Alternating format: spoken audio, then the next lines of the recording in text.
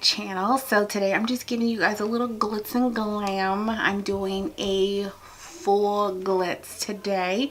This is just actually a simple glitz, nothing too over the top, nothing that makes you want to go oh my god, but this is just something you can just do. Go to the store, go to the hair store, shine on them girls, just do what you want to do. So I used a First Impressions for the NARS foundation. I am trying to find new foundations that match my skin tone a little bit better, that blend, and this one I actually loved. Let me go on my shelf to get it out. This one is the Natural Radiant Longwear foundation, and this one is in shade, I don't know, D2, whatever.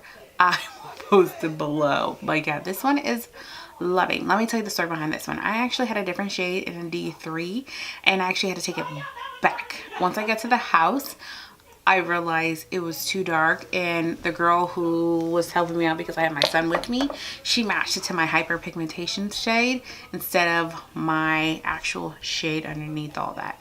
So it had to go back, and I was like, sorry Ulta, I don't like taking things back, but I had to take it back. Actually, I went to Sephora first for it, and Sephora had no shades for me, which is weird. So, and well, my Sephora is small anyway, so it doesn't matter. So then I also used the NYX Hydratouch Oil Primer.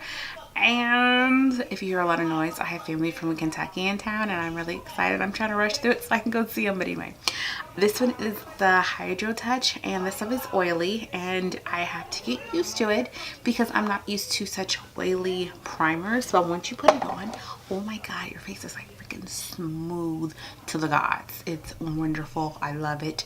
I'm gonna put down below. It's fantastic. So I hope you guys enjoyed this little glitz. I mean, even though I'm glitz, my hair is not done. It's wrapped up, and that's where it's gonna stay at for this video.